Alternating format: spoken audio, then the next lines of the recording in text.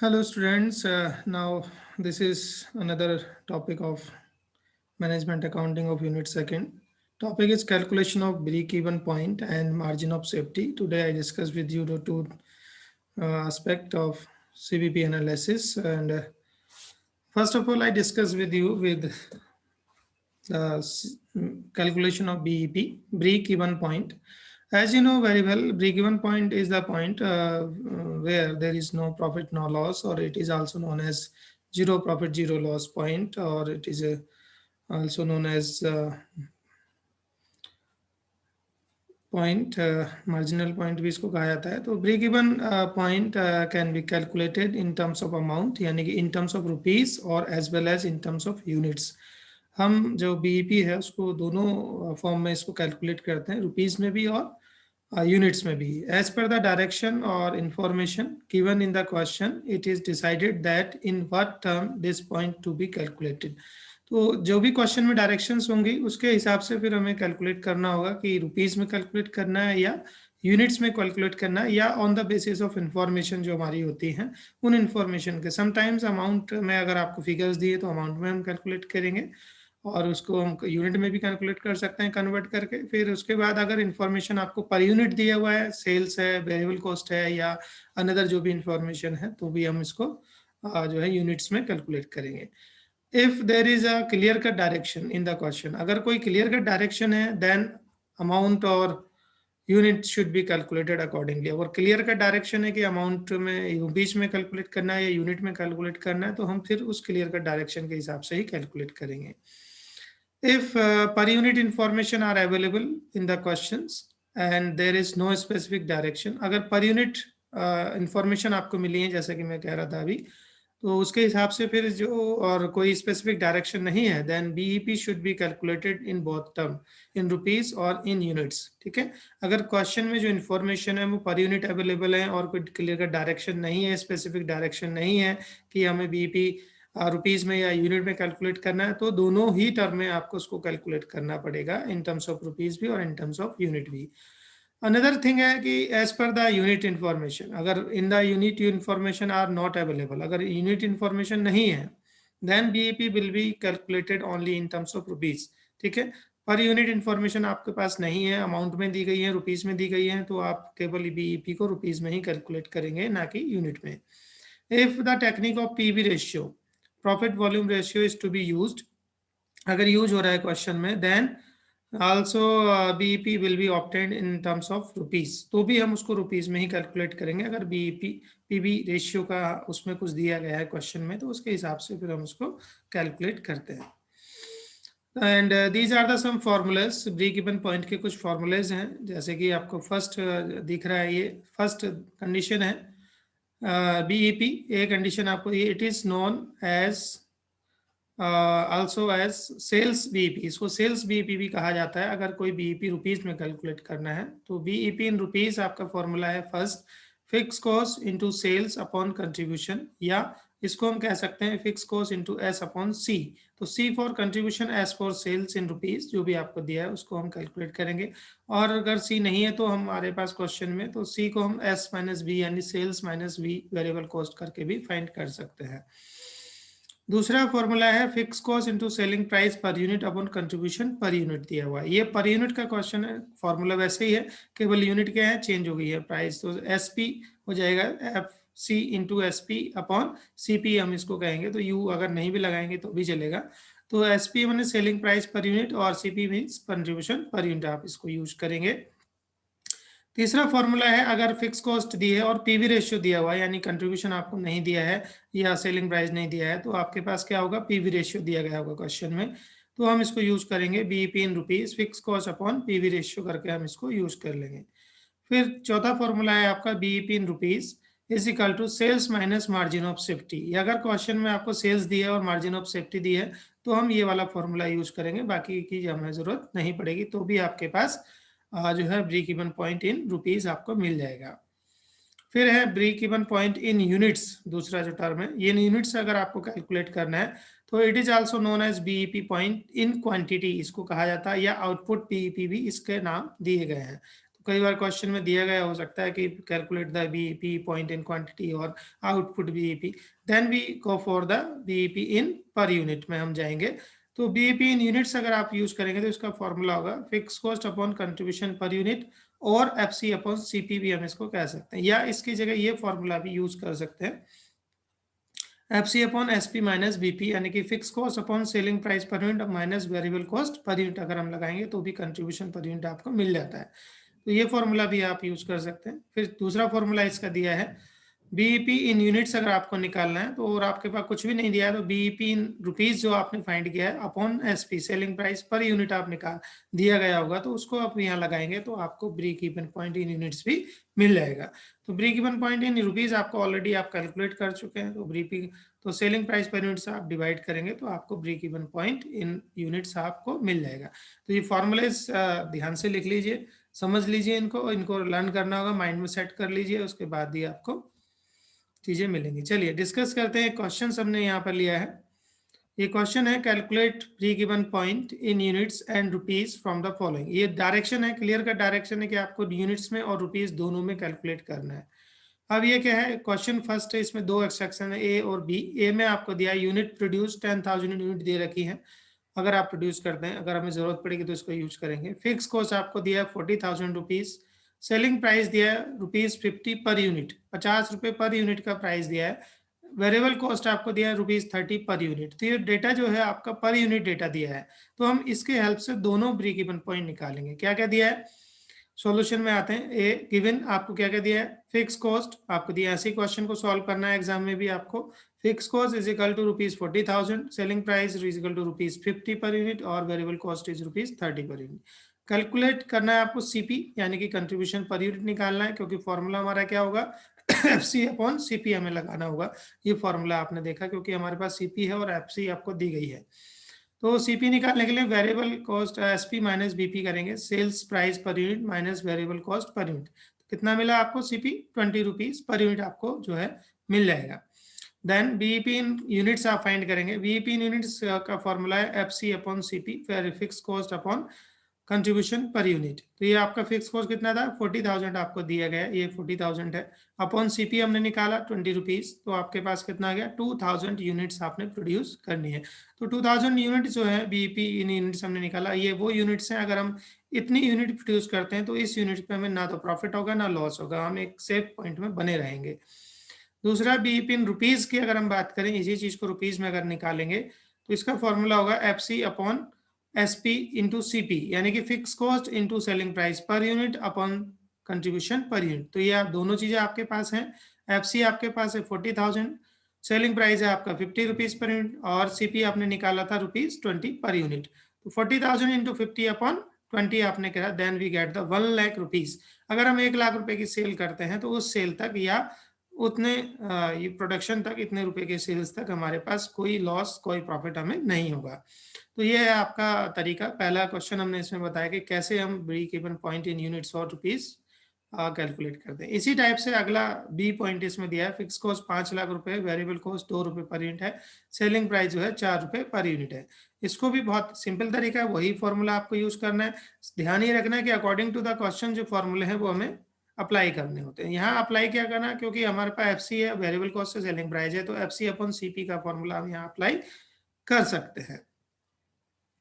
तो आपने देखा कि ये break even point in units FC upon SP minus BP, यानी कि एसपी सीपी भी हम इसको कह सकते हैं। तो ये 5 lakh upon 4 minus 2, ₹4 per unit आपका सेलिंग प्राइस है, और वेरिएबल कॉस्ट ₹2 है। तो ये आपका कितना है, 2,50,000 रुपीज यूनिट्स। ठीक है, 2,50,000 यूनिट्स अगर आप प्रोड्यूस करते हैं तो आपको कोई प्रॉफिट कोई लॉस नहीं होगा। फिर इसी तरीके से बीईपी इन रुपीज आपको दिया गया है, तो रुपीज के लिए हमें FC into SP upon SP minus BP का फॉर्मूला आप अप्लाई करेंगे, जो कि हमने ऊपर भी किया था। तो इस फॉर्मूले को अप्लाई कर सकते हैं। तो सीपी का मतलब एसपी माइनस बीपी होता है 5 लाख इंटू 4 यानी कि सेलिंग प्राइस पर यूनिट। नीचे आपका सेलिंग प्राइस है ₹4 और वेरिएबल कॉस्ट है ₹2, तो यानी कि 2 बचा आपका। तो ये मल्टीप्लाई किया, डिवाइड किया, तो 10 लाख रुपीज आपका जो है आंसर इसमें आएगा।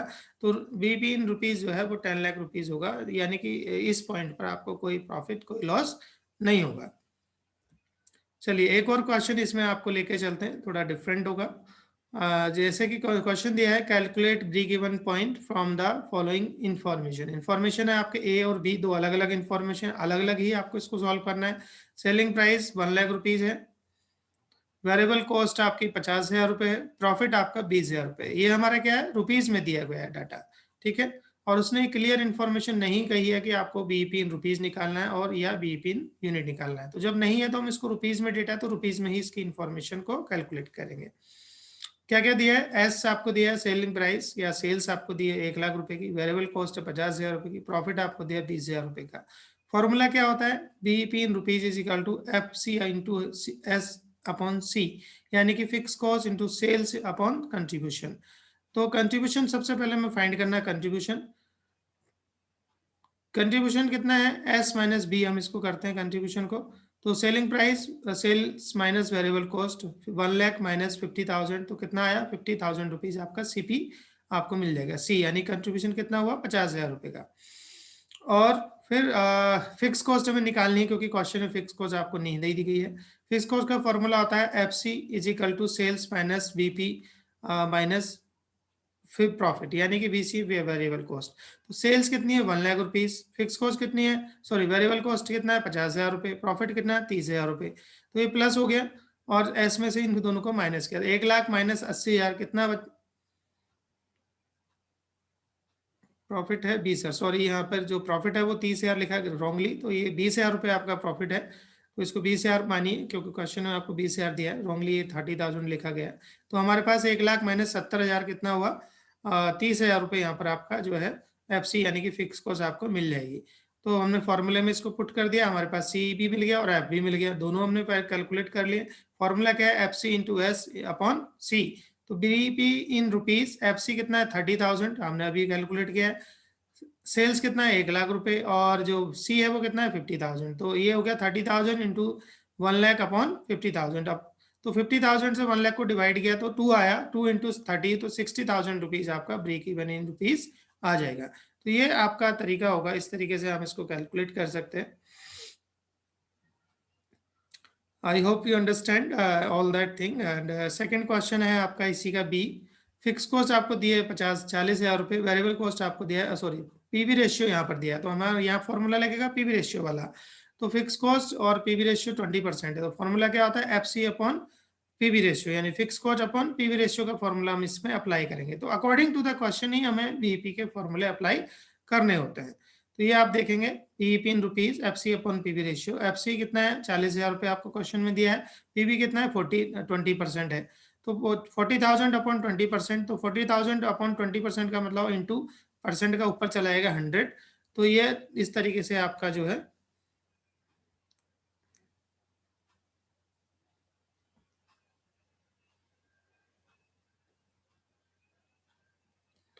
इस तरीके से आपको जो है ये 2 लाख रुपीज आपको मिल जाएगा। तो इससे इसको डिवाइड किया तो 5 इंटू 40 इज 2 लाख रुपीज आपको मिल गया। तो यहाँ पर ब्रेक इवन पॉइंट जो है 2 लाख रुपीज आपको मिलेगा, यानी कि एक ऐसा पॉइंट जहाँ नो प्रॉफिट नो लॉस इस रुपीज तक अगर हम सेल करते हैं तो। ठीक है, I hope you understand. If you have any problem then ask me.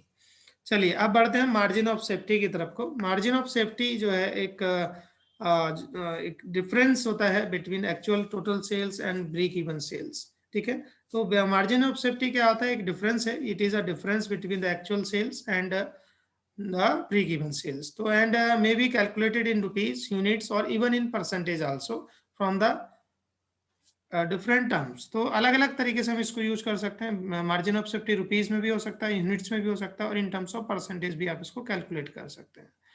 And MOS in rupees अगर हमें निकालना है तो यहाँ पर ये दो फॉर्मूले आपको दिए गए। एमओएस यानी margin of safety in rupees is equal to sales in rupees minus BEP in rupees. अगर सेल्स इन रुपीज और में से बीईपी इन रुपीज माइनस कर देंगे तो हमारे पास margin of safety in rupees मिल जाएगा। दूसरा फॉर्मूला है MOS in rupees is equal to profit upon PV ratio.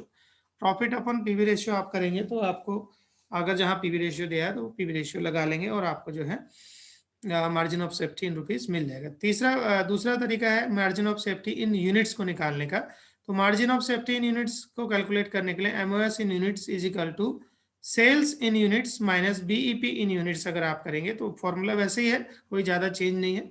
Sales in units केवल आपको देखना है, बीईपी इन यूनिट्स आप निकालेंगे तो आपको ये एमओएस यूनिट्स मिल जाएगा। दूसरा फॉर्मूला है इसका, MOS unit is equal to profit upon contribution per unit. अगर ये नहीं दिया है बीपी यूनिट्स या सेल्स यूनिट तो प्रॉफिट दिया गया होगा और कंट्रीब्यूशन आपको दिया गया होगा।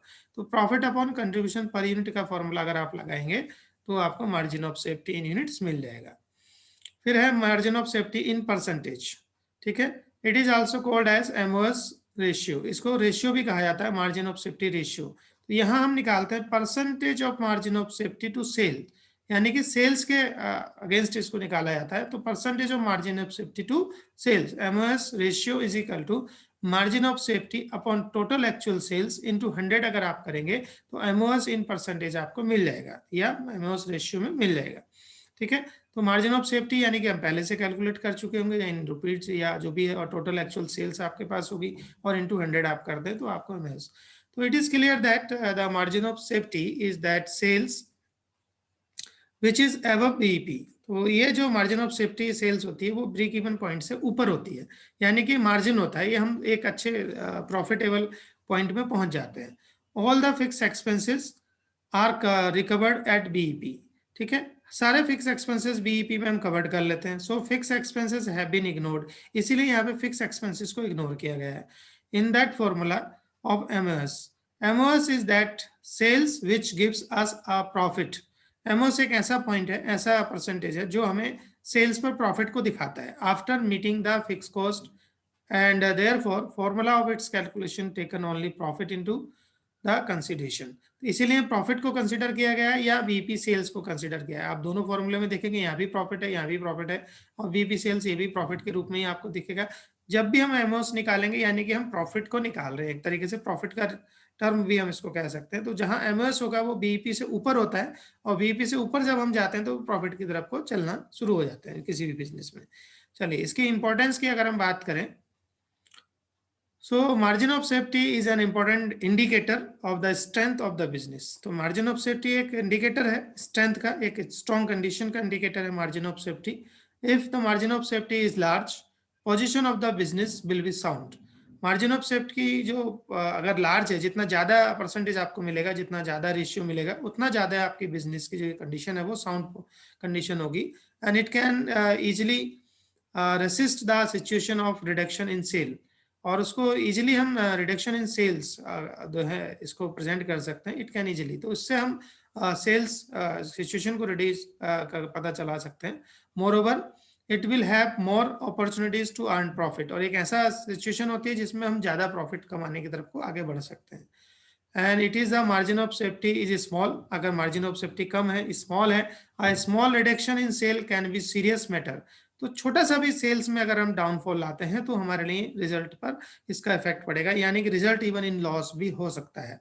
तो ये देखना पड़ेगा। तो मार्जिन ऑफ सेफ्टी अगर स्मॉल कंडीशन में आती है या स्मॉल परसेंटेज में आती है तो सेल्स जो स्मॉल रिडक्शन भी अगर हम सेल्स में करते हैं तो वो हमारे लिए इंजीरियस सीरियस मैटर हो सकता है, और ये हमारी हेल्थ के लिए, ऑर्गेनाइजेशन की हेल्थ के लिए अच्छा नहीं माना जाएगा।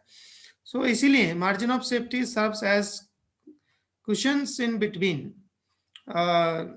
Profit position and loss position. तो एक ये कुशन्स का काम करता है, ब्रिज का काम करता है प्रॉफिट एंड पोजीशन में या लॉस पोजीशन के बीच में। तो इसको जरा सा भी ऊपर नीचे होता है तो ये प्रॉफिट एंड लॉस पे इसका इफेक्ट पड़ जाता है। Therefore efforts should be made by management to increase the margin of safety in order to earn more and more profit। इसलिए ये कोशिश करनी चाहिए कि मार्जिन ऑफ सेफ्टी से हमेशा मैनेजमेंट को अच्छे डिसीजन लेने चाहिए, मार्जिन सेफ्टी को इंक्रीज करते रहना चाहिए। जितना मार्जिन हमारा बढ़ेगा उतने ज्यादा हमारी सेल्स प्रॉफिट जो कंडीशन है वो हमारी बढ़ती चली जाएगी। तो in this context following step taken, कुछ स्टेप्स हैं मैनेजमेंट को जो लेने चाहिए बिजनेस में। Increase in selling price, selling price में इंक्रीज करना होगा।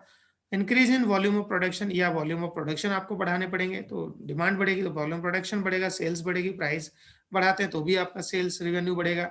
Reduction in fixed and variable cost, both, दोनों में, या तो फिक्स कॉस्ट में कमी लाएं या वेरिएबल कॉस्ट में कमी लाएं या दोनों में कमी लाएं तो भी हमारा मार्जिन ऑफ सेफ्टी बढ़ जाता है। Substitutions of losses profit will product by more profitable product. तो लॉसेस प्रॉफिटेबल प्रोडक्ट से जो है मोर प्रॉफिटेबल प्रोडक्ट की तरफ को अगर हम बढ़े तो भी हमारा मार्जिन ऑफ सेफ्टी बढ़ जाता है। तो ये कुछ मेजर्स हैं जो हमें कंसीडर करने चाहिए एज ए मैनेजमेंट और in terms of decision making. तो margin of safety may be used inter firm comparison also, and so as to be study the relative position of the firm. तो margin of safety inter firm comparison भी हम इसके through कर सकते हैं या intra firm भी हम कर सकते हैं, अलग अलग फर्म्स की. तो बेसिकली हमें अपनी फर्म की करनी होती है, प्रोडक्ट वाइज भी हम मार्जिन ऑफ सेफ्टी को चेक कर सकते हैं. तो ये रिलेटिवली पोजीशन जो है फर्म की उनको स्टडी करने में काफी हेल्पफुल होता है, इसलिए मार्जिन ऑफ सेफ्टी हमें कैलकुलेट करना होता है. So this is the question of margin of safety. Only one question I discuss with you. Calculate margin of safety in the following cases. 3 conditions आपको दी गई हैं. Profit rupees 50,000, PV ratio is 40,000, sorry 40%. इसके base पे आपको margin of safety निकालना है. Sales 20,000 unit, BEP sales है आपकी 15,000 यूनिट, इसके हिसाब से भी आप निकाल सकते हैं. तीसरा है सेल्स 3 लाख रुपीज है, बीईपी सेल्स आपकी 4,50,000 है. तो 3 कंडीशन है, तीनों कंडीशन में बीईपी मार्जिन ऑफ सेफ्टी आपको बतानी है. तो पहले ही हम निकालते हैं, सॉल्यूशन में जाते हैं. Margin of safety in rupees, profit upon PV ratio, क्योंकि आपके पास दो ही चीज है, प्रॉफिट और पीवी रेशियो. तो प्रॉफिट अपॉन पीवी रेशियो आप लगाएंगे. प्रॉफिट है आपका 15,000, पीवी रेशियो है 40%. 15,000 इंटू अपॉन 40 इंटू 100 आपने किया, 40% का ऊपर 100 चला गया, इट इज 37,500 रुपीज. अगर हम 37,500 rupees margin of safety earn करते हैं तो हम एक अच्छी कंडीशन में, प्रॉफिटेबल कंडीशन में रहेंगे. दूसरा है 20,000 सेल्स थी इन यूनिट्स और बीईपी सेल्स थी 15,000. तो ये बहुत सिंपल है, बीईपी इन यूनिट्स अगर निकालनी है तो margin of safety in units, तो sales in units minus BEP in units आप कैलकुलेट करेंगे. तो 20,000 माइनस 15,000 देन 5,000 यूनिट्स. तो ये मार्जिन ऑफ सेफ्टी है. अगर हम इतना करते हैं तो हमें एक अच्छा प्रॉफिट में हम बने रह सकते हैं. तीसरी कंडीशन, सेल्स है आपकी 3 लाख और बीईपी है आपकी 4,50,000. तो ये क्या है, as the amount of sales is less than BEP sales then there is no margin of safety. यानी कि हम लॉस की कंडीशन में, अगर हमारी बीईपी जो है वो कम होती तो हम प्रॉफिट की कंडीशन में होते. सेल्स से ज्यादा अगर बीईपी हो जाती है, इसका मतलब है कि हम लॉस की कंडीशन में हैं, प्रॉफिट की कंडीशन में नहीं है. तो ये कंडीशंस है, इनको आपको समझना है. इसी टाइप के क्वेश्चंस जो है इसमें आपको मिलते हैं. आई hope you understand. Thank you very much and all the students. If you have any queries or anything you want to discuss, then go for the Dr. KL Gupta, Management Accounting. Thank you.